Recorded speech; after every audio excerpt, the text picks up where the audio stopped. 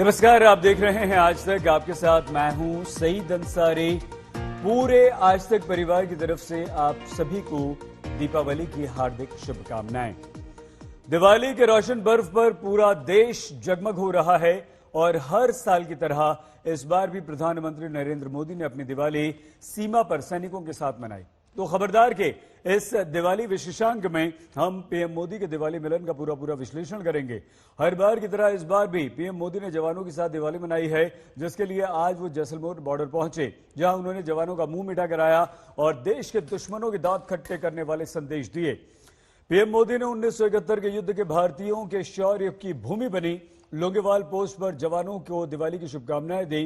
Tank पर सवार होकर देश के दुश्मनों को जता दिया कि जब देश का प्रधानमंत्री अपनी सेना के साथ दिवाली मनाता है तो देश की सेना का मनोबल आसमान छूने लगता है। अपनी बातों इरादों से ही नहीं बल्कि अपने अंदाज और लिबास से भी मोदी एक प्रधानमंत्री नहीं बल्कि एक जाबाज सैनिक का एहसास दे रहे थे और लग रहे थे। जैसलमेर बॉर्डर पर हमारे देश के जवानों के साथ देश के प्रधानमंत्री नरेंद्र मोदी के दिवाली मिलन में चीन और पाकिस्तान के लिए भी सबक छिपा है, जिसकी बात हम बाद में करेंगे। लेकिन पहले आपको प्रधानमंत्री मोदी की बॉर्डर वाली दिवाली की रोशन तस्वीरों से सजी हमारी ये रिपोर्ट दिखाते हैं।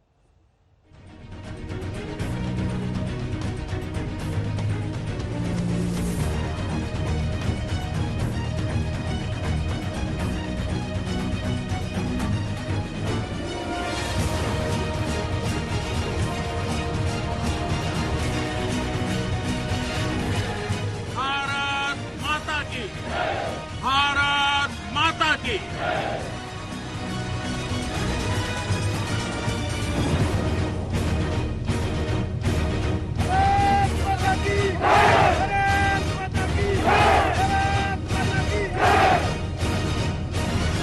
आप भले बर्फीली पहाड़ियों पर रहें या फिर रेगिस्तान में, मेरी दिवाली तो आपके बीच आकर ही पूरी होती है। फिर से दिवाली आई है और फिर से सरहद पर जवानों के संग पीएम मोदी ने दिवाली मनाई है।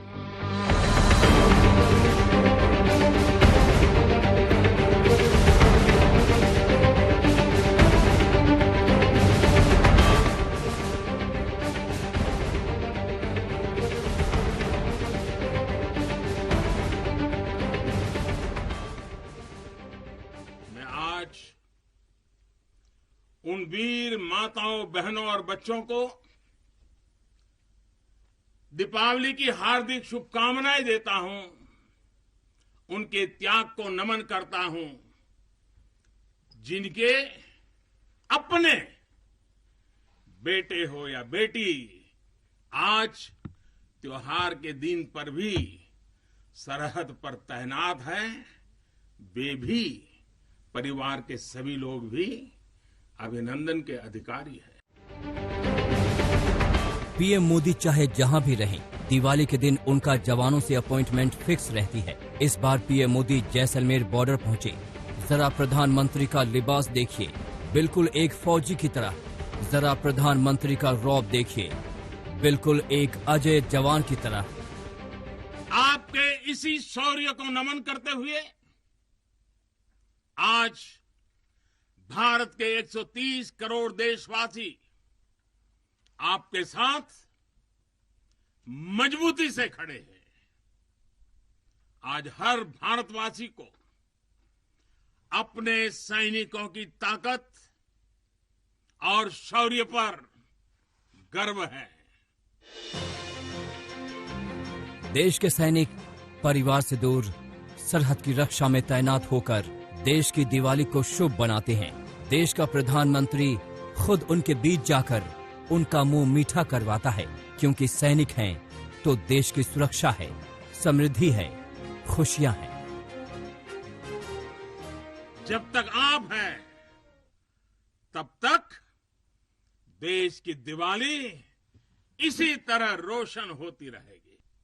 लोंगेवाला की इस पराक्रमी भूमि से, वीरता और साहस की भूमि से, त्याग और तपस्या की भूमि से मैं फिर एक बार आप सबको भी और देशवासियों को भी दीपावली की अनेक अनेक शुभकामनाएं देता हूं। पीएम मोदी इस बार दिवाली मनाने के लिए जैसलमेर बॉर्डर पहुंचे, जहां उन्होंने लौंगेवाला पोस्ट पर न सिर्फ सैनिकों का हौसला बढ़ाया, बल्कि अपने हाथों से उन्हें मिठाई खिलाकर ये भी जताया कि वो उनके अपने हैं, उन्हें अपना परिवार मानते हैं, उनके बीच आकर दिवाली मनाना उन्हें अच्छा लगता है।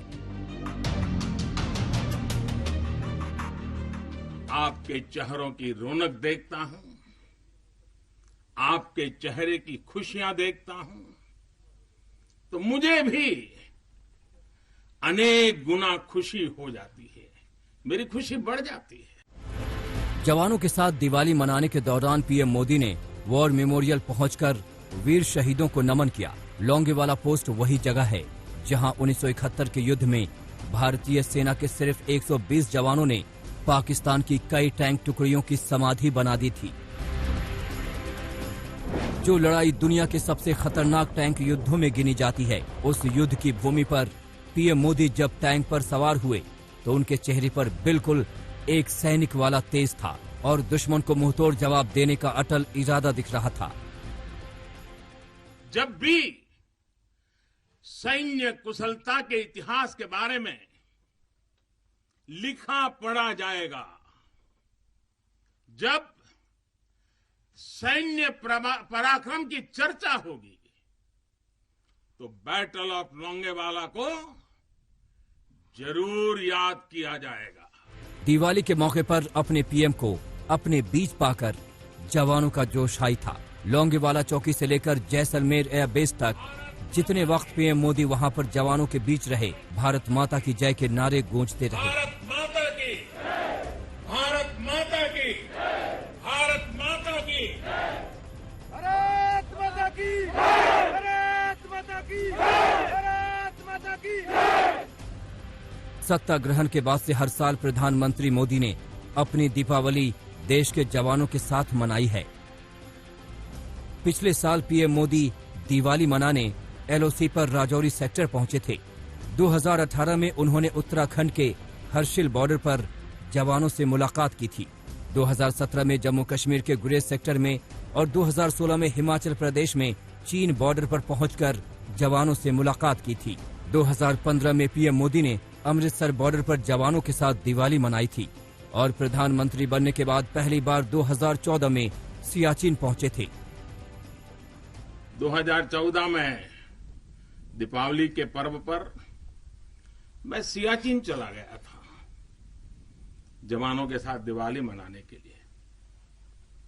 तो बहुत लोगों को थोड़ा आश्चर्य हुआ, त्योहार के दिन ये क्या प्रधानमंत्री कर रहा है। लेकिन अब तो आप भी मेरे भाव जानते हैं। अगर दिवाली के पर्व पर अपनों के बीच ही तो जाऊंगा, अपनों से दूर कहां रहूंगा। और इसलिए आज भी दीपावली के पर्व आपके बीच में आया हूं, अपनों के बीच में। कभी एलओसी पर जहां हमेशा पाकिस्तान की तरफ से फायरिंग का खतरा रहता है, कभी बर्फ से ढके भारत चीन बॉर्डर पर, तो कभी सबसे ऊंचे युद्ध क्षेत्र पहुंचकर दिवाली के दिन देश के प्रधानमंत्री का सैनिकों के साथ मौजूद होना, ये सिर्फ दिवाली मनाने की बात नहीं है, ये बात है सैनिकों का मनोबल बढ़ाने की, जिनके लिए देश की सुरक्षा ही सर्वोपरि है। आज तक ब्यूरो। भारत माता की। जैसलमेर में जिस लौंगेवाला पोस्ट पर प्रधानमंत्री मोदी इस बार दिवाली मनाने पहुंचे थे, वहां जाने का एक बहुत बड़ा कारण है।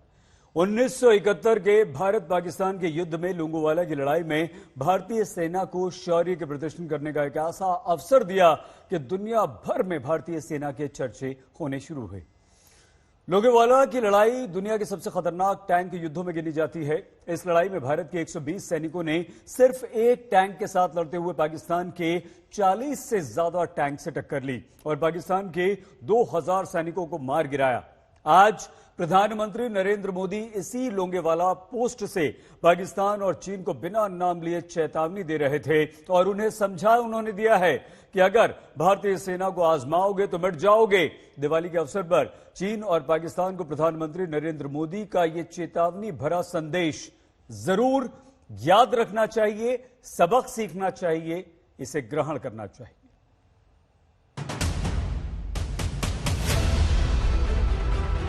हमारे सैनिकों ने जो मुंह तोड़ जवाब दिया, पाकिस्तान को लेने के देने पड़ गए।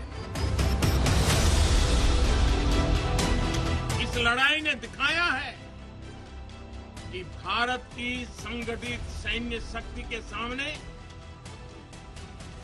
चाहे कोई भी आ जाए, वो किसी भी सूरत में टिक नहीं पाए।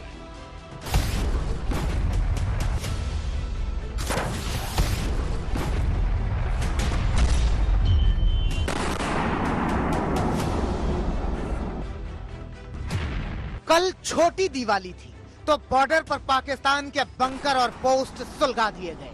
सेना ने खूब धमाका किया, मानो दिवाली मना रहे हो।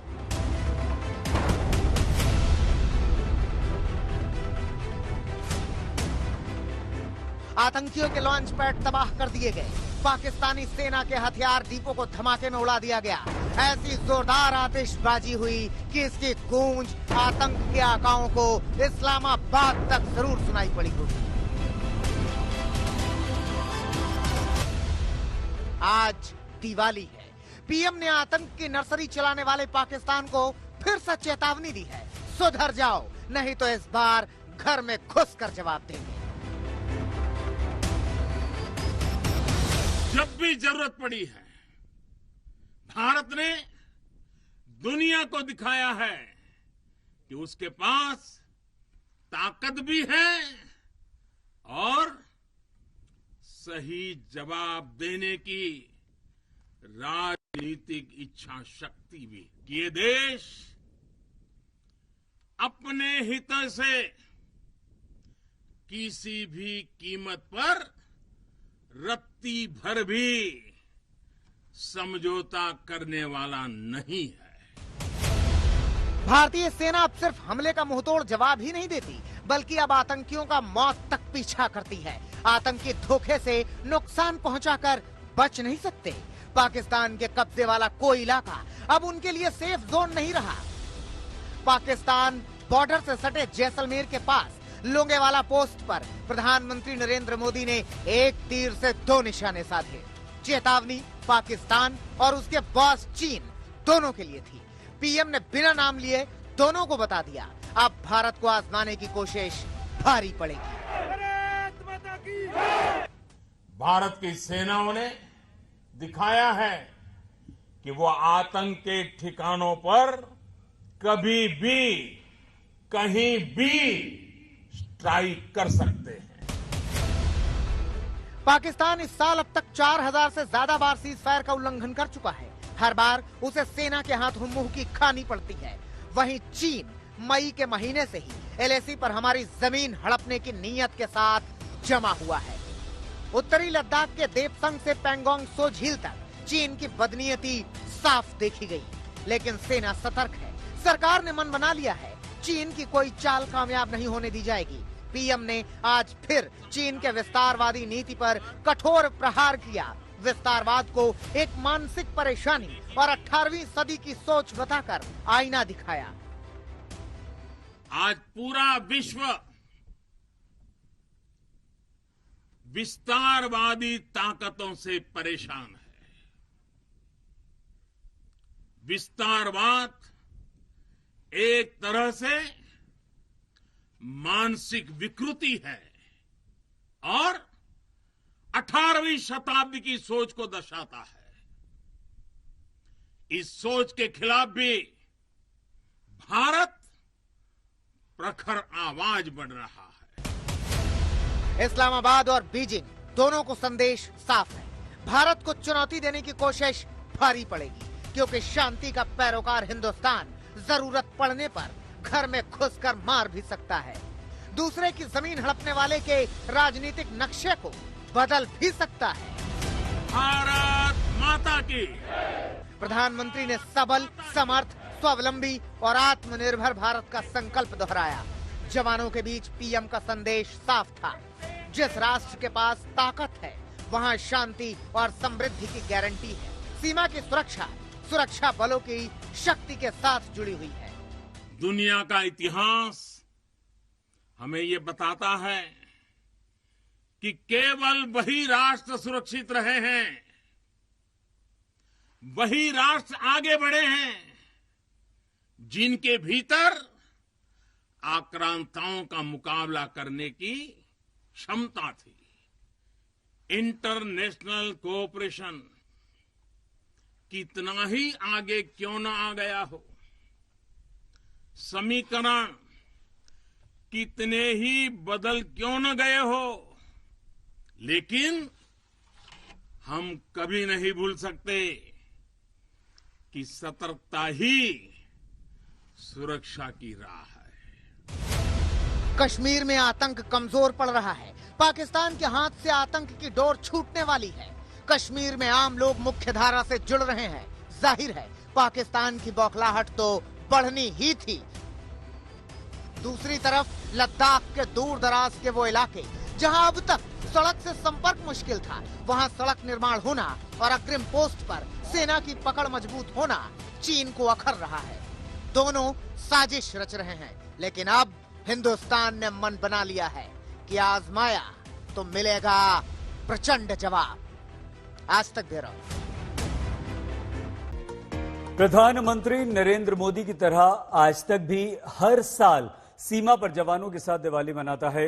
हर बार की तरह इस बार भी आज तक की टीमों ने एलओसी और पाकिस्तान से सटे इंटरनेशनल बॉर्डर पर सैनिकों के साथ दिवाली मनाई।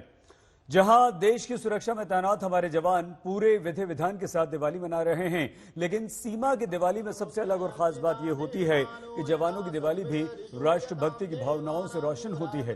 बॉर्डर वाली दिवाली की रिपोर्ट में आपके लिए जवानों ने दिवाली की शुभकामनाएं भी भेजी।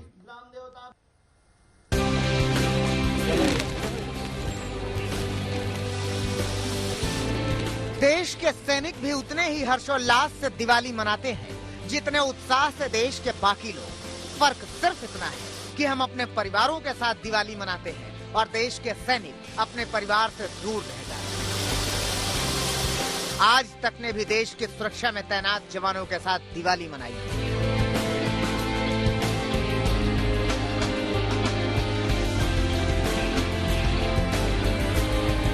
जवानों के साथ दिवाली मनाने के लिए आज तक की टीम एलओसी के बेहद नजदीक बारामूला सेक्टर में जब जवानों के बीच पहुंची तो वहां लक्ष्मी पूजन हो रहा था। दिवाली का त्योहार देश का सबसे बड़ा त्योहार है और ये खुशियों का त्योहार है। दरअसल सेना भी इस त्योहार को बड़े जोश के साथ मनाती है, लेकिन फर्क सिर्फ इतना है कि सेना के लिए देश और धर्म जो है सबसे ज्यादा परिव्य है, देश और देश का तिरंगा। हम यहाँ पर इस वक्त सेना के एक कैंप में हैं जहाँ पर दीपावली मनाई जा रही है। आप देख सकते हैं जवान दिए जला रहे हैं। यहाँ पर रोशनी से हर तरह जो है इलाके को जगमगाया गया है, लेकिन फर्क सिर्फ इतना है कि ये सर्वधर्म सभा है। आप इनमें फर्क नहीं कर सकते हैं कि ये जो जवान खड़े हैं इनमें हिंदू कौन है, मुसलमान कौन है, सिख है, क्योंकि सेना की यही परंपरा है कि हर एक त्योहार हर एक धर्म का एक साथ मिलकर मनाया जाता है। पूजा के बाद बारी आई दिवाली के सेलिब्रेशन की। जवानों ने एक दूसरे से गले मिलकर शुभकामनाएं दी, मिठाइयां खिलाई, दिए और मोमबत्तियां जलाई। बॉर्डर पर इन जवानों की दिवाली में रौनक कम नहीं थी। सेना के जवानों के दिल में देश किस अंदाज तक बसता है उसका अंदाजा यहाँ पर दीपावली के दौरान भी खूब झलकता है। दरअसल ये जो जवान हैं इन्होंने भारत का नक्शा बनाया है और उस नक्शे की शक्ल पर ही ये मोमबत्तियां और दिए जला रहे हैं। यहाँ तक कि फुलझड़ियां भी जो हैं वो भी इसी नक्शे के आसपास जो है जला रहे हैं और संकेत साफ है कि देश की रक्षा सर्वोपरि, सबसे ऊपर देश की रक्षा। तो चाहे त्योहार हो, चाहे बड़ा दिन हो, चाहे गम हो, चाहे खुशी हो, देश की सुरक्षा इन जवानों के लिए सबसे महत्वपूर्ण और सबसे खास है। वैसे सेना एक दिन पहले ही एलओसी पर दिवाली मना चुकी है, पाकिस्तानी सेना के बंकरों पर बम बरसाकर। दिवाली की रात भी एलओसी पर पाकिस्तान की हर हरकत पर पैनी नजर रखते जवानों से मिलकर आज तक की टीम ने उन्हें दिवाली की शुभकामनाएं दी। पूरा देश ही हमारे लिए परिवार के समान है, तो हम यहाँ पे ड्यूटी कर रहे हैं। अभी यहाँ से फिर वापस सीओबी में जाएंगे और वहाँ जाके अपने साथियों के साथ पूरी दिवाली मनाएंगे। हम हमारी दिवाली भी इसी तरह, हमारा ये पूरा परिवार है, हम इसके साथ दिवाली बनाते हैं और जैसे हम घर पे बनाते हैं इसी तरह हम इधर भी बनाएंगे दिवाली अपनी सीओबी में। मैं देशवासियों को यही बोलना चाहूँगा, जैसे कि हम अपने परिवार से दूर रहकर यहाँ पर देश की रक्षा कर रहे हैं, वैसे ही सभी अपने घर में रहकर अपने बच्चों के, अपने सभी के साथ यानी कि शांति से रहना चाहिए। इस देशवासी दिवाली पर हम देशवासियों को यही कहते हैं, हम बॉर्डर पर तैनात हैं और अपने घर परिवार के साथ अच्छे तरीके से दिवाली बनाए, वो बिल्कुल सेफ है। आज तक की टीम बॉर्डर वाली दिवाली मनाने के लिए इंटरनेशनल बॉर्डर पर आरएसपुरा सेक्टर भी पहुंची, जहां सीमा सुरक्षा में तैनात बीएसएफ के कैंप दिवाली की खुशियों से रोशन है। जवान दिए जला रहे हैं, फुलझड़ी छोड़ रहे हैं, पूजा कर रहे हैं और भारत माता के जयकारे लगा रहे हैं। और आप देख सकते हैं कि यहाँ पर कड़ी निगरानी की जा रही है अंतर्राष्ट्रीय सीमा पर। अभी हमने देखा है कि किस प्रकार पाकिस्तान ने एक बार फिर नियंत्रण रेखा पर जो है दुस्साहस किया है। पाकिस्तान ने जो है वहां पर सीज फायर का उल्लंघन किया है और साथ ही में पाकिस्तान के आतंकवादियों ने घुसपैठ की कोशिश भी की है, जिसको हमारे बहादुर सैनिकों ने जो है नाकाम कर दिया। लेकिन पाकिस्तान की गोलाबारी, पाकिस्तान की शेलिंग में हमारे सैनिक शहीद हुए हैं, कई नागरिक भी जो हैं शहीद हुए हैं और कई नागरिक जो हैं जख्मी हुए हैं। तो पाकिस्तान के दुस्साहस का जो है मुंह तोड़ जवाब दिया जा रहा है सीमा पर। यही एक सैनिक का जज्बा होता है, वो भारत माता की सुरक्षा के लिए अपना सुख चैन सब त्याग कर भी खुश रहता है। उसकी होली, उसकी दिवाली सब अपनी ड्यूटी को समर्पित होते हैं, क्योंकि वो जानते हैं कि वो हैं तो हम हैं, ये देश है, ये त्योहार है, ये खुशियां हैं, ये रोशनी है, ये रौनक है। इसीलिए जब देश का सैनिक खुशियां भी मना रहा होता है तो उसमें भी देशभक्ति की भावनाएं हिलोरे ले रही होती हैं। अगर आप और मैं अपने घरों में दीपावली मना पा रहे हैं तो उसका कारण है कि इनका बलिदान, इनके बलिदान के कारण हम शांतिपूर्ण तरीके से अपने घरों में बड़ी ही खुशी और हर्षोल्लास के साथ जो है दीपावली का पर्व मना रहे हैं। समूचे राष्ट्र जो है इनको नमन करता है। हम आज तक की तरफ से भी अपने बहादुर सिपाहियों को जो है यहाँ पर सीमा पर जो है दीपावली की हार्दिक शुभकामनाएं देते हैं, इनके जज्बे को सलाम करते हैं और समूचा राष्ट्र भी इनके बलिदान और इनके जज्बे और इनकी बहादुरी को भी नमन करता है। सुनील भट्ट, अंतर्राष्ट्रीय सीमा, आरएसपुरा सेक्टर, जम्मू, आज तक। महाराष्ट्र सरकार ने महाराष्ट्र में सभी धार्मिक स्थलों को खोले जाने की इजाजत दे दी है। महाराष्ट्र में 16 नवंबर से शर्तों के साथ सभी धार्मिक स्थल अब खुल जाएंगे। हालांकि सभी दर्शनार्थियों को कड़ी गाइडलाइंस का पालन करना होगा। मंदिरों में मास्क पहनकर आपको जाना होगा।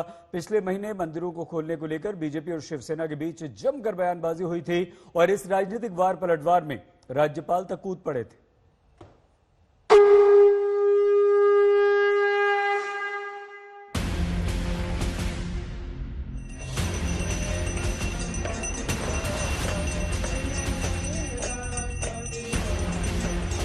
आस्था के आलोक में जगमग है देश।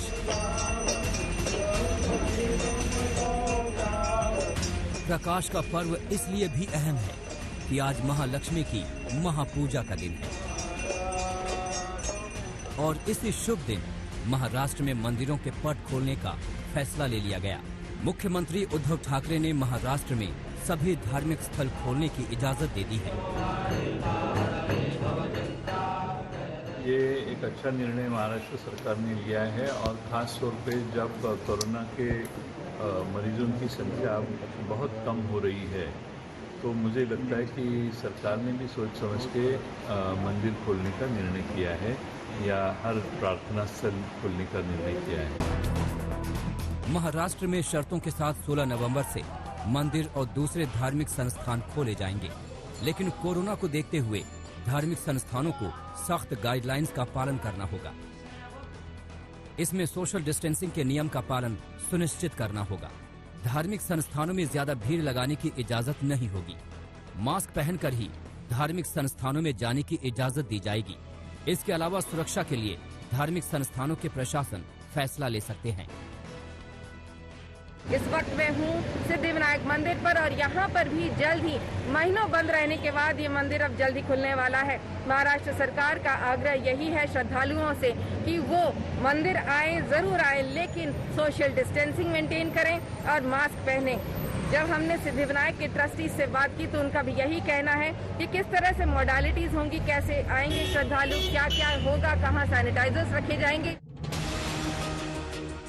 पूरा देश अब लगभग अनलॉक हो चुका है। छोटे बड़े मंदिर कब के खुल चुके हैं, लेकिन महाराष्ट्र में ऐसा नहीं हुआ था और इसी बात पर बीजेपी भड़क गई और 13 अक्टूबर को बीजेपी ने उद्धव सरकार के खिलाफ मंदिर आंदोलन भी चला दिया। बीजेपी का ये आंदोलन शिवसेना को बहुत चुभा, क्योंकि ये सिर्फ मंदिर खोलने की बात नहीं थी, बल्कि शिवसेना के हिंदुत्ववादी पार्टी होने के अस्तित्व पर राजनीतिक चोट भी थी। बीजेपी तो बीजेपी, राज्यपाल भगत सिंह कोश्यारी ने भी मुख्यमंत्री उद्धव ठाकरे पर सेकुलर होने का कटाक्ष कर दिया। नतीजा शिवसेना गुस्से से लाल हो गई और कह दिया कि राज्यपाल से हिंदुत्ववादी होने का सर्टिफिकेट लेने की जरूरत नहीं है। इस विवाद के पूरे 30 दिन बाद अब उद्धव सरकार ने मंदिर खोलने का फैसला ले लिया है, तो फसल की राजनीतिक कटाई फिर शुरू हो गई। सरकार से गुहार लगा रहे थे, हाथ में घंटा बजा बजा करके सरकार को कह रहे थे कि लोगों की श्रद्धा को, आस्था को, भाव को समझो, नियमों के तहत मंदिर खोलो। पर ये अहंकारी, अंधी और बहरी सरकार उसे सुन नहीं पाई। जब पूरे देश भर में इस महाराष्ट्र की सरकार की छीतू होने लग गई, महाराष्ट्र में लोगों का जनाक्रोश बढ़ गया, तो उस दबाव के कारण ये सरकार डर गई। सरकार को अंतिमतः मंदिर खोलने का फैसला करना पड़ा। बीजेपी ने सवाल उठाया था कि जब बार, होटल, रेस्टोरेंट खुल सकते हैं तो मंदिर क्यों नहीं? जब दूसरे राज्यों में सावधानी बरतकर मंदिर खोले जा चुके हैं तो महाराष्ट्र में क्यों नहीं? ये सवाल अपनी जगह, लेकिन ये फैक्ट भी अपनी जगह है कि दूसरे राज्यों और महाराष्ट्र में एक बड़ा अंतर है। महाराष्ट्र में अब तक 17,40,461 लोग कोरोना संक्रमण की चपेट में आ चुके हैं। इनमें 84,082 मरीजों का इलाज चल रहा है, जबकि 16,09,607 लोग ठीक हो चुके हैं। राज्य में कोरोना से मरने वालों की संख्या अब 45,809 हो गई है। महाराष्ट्र में कोरोना के केस देश में सबसे ज्यादा आ रहे हैं। ज्यादा खतरा का मतलब ज्यादा सावधानी जरूरी है। ऐसे में राज्य सरकार का हर कदम फूंक फूंक कर उठाना कतई गलत नहीं।